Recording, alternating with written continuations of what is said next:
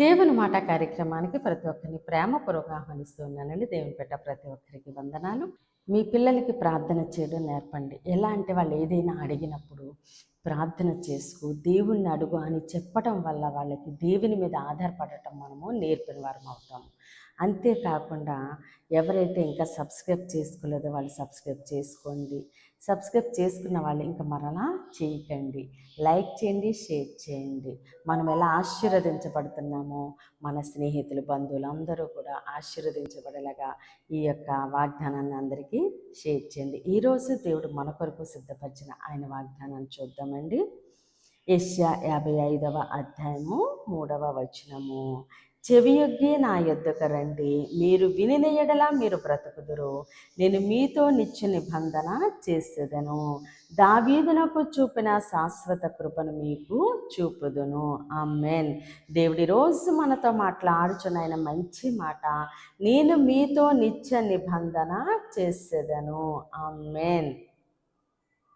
దేవుడు ఈరోజు మనకు వాగ్దానం చేస్తున్నారు. అమ్మ, నేను నీతో నిత్య నిబంధన చేసేదను, నా కుమారుడా నేను నీతో నిత్య నిబంధన చేసేదను.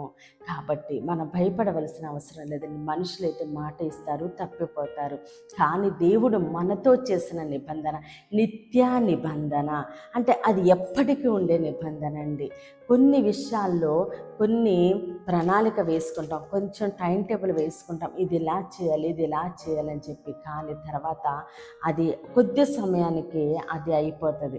కానీ దేవుడు అలా కదండి, నిత్య నిబంధన మన విషయంలో, మన బిడ్డల విషయంలో, ఆయన ఏ విషయంలో ఏ కార్యాలు చేయాలని మనకి వాగ్దానం చేశారో అవన్నీ కూడా ఆయన తప్పక నెరవేర్చే దేవుడు మనతో చేసిన నిబంధన నిత్య నిబంధన. అంతేకాకుండా దేవుడు అంటున్నారు, నేను శాశ్వత కృపను మీకు చూపుదును. నిజమేండి, ఈరోజు మనం ఇలా ఉన్నామంటే అది కేవలము దేవుని యొక్క కృపే అండి. ఆయన కృప ఎలా ఉందో తెలుసండి, కొంచెం కాలం లేదండి, శాశ్వతమైన కృప. కాబట్టి దేవుడు మనకి మాట ఇచ్చి నెరవేర్చే దేవుడు, మాట తప్పని దేవుడు. ఆయన అంటున్నారు, చెవియొగ్గి నా యొద్దకు రండి.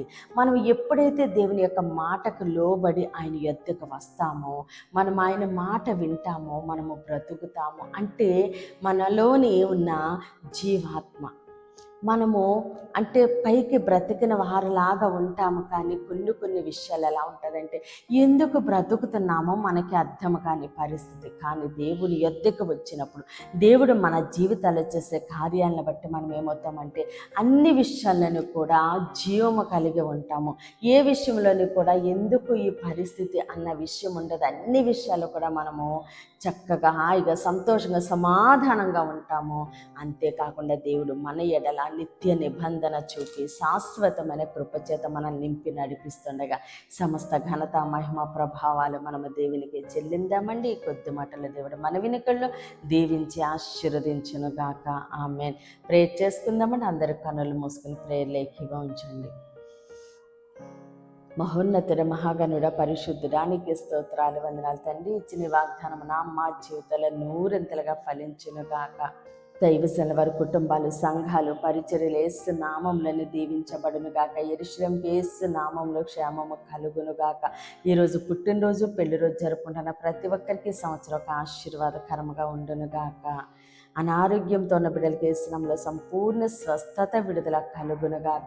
వివాహాలు కావలసిన బిడ్డలకి యేసునామములో ఘనమైన వివాహములు జరుగునుగాక. మూయబడిన ప్రతి గర్భము యేసు నామములోనే తెరవబడునుగాక. మాటలు రాని బిడ్డలు యేసునామములో ధారాళంగా మాట్లాడుదురుగాక. నడవలేని బిడ్డలు యేసునామములో లేచి నడుచుదురుగాక. ప్రతి కుటుంబంలో నెమ్మది, సమాధానం, సమృద్ధి ఉండునుగాక. చిన్న బిడ్డల చుట్టూ, ఆడబిడ్డల చుట్టూ, యవ్వన బిడ్డల చుట్టూ యేసు నామములో అగ్ని కంచె ఉండునుగాక. ప్రతి బిడ్డ రాకపోకలను దేవుడు తోడుగా ఉండి క్షేమమైన ప్రయాణం అనుగ్రహించునుగాక. దేవుని మాట అనే పరిచర్యలో పాలిభాగస్తులై భారము కలిగి ప్రార్థన చేసిన ప్రతి ఒక్కరిని దేవుడు బహుగా దీవించి ఆశీర్వదించునుగాక. ఆమేన్, ఆమేన్, ఆమేన్. దేవుడు మిమ్మల్ని, మీ కుటుంబాన్ని దీవించి ఆశీర్వదించునుగాక. ఆమేన్.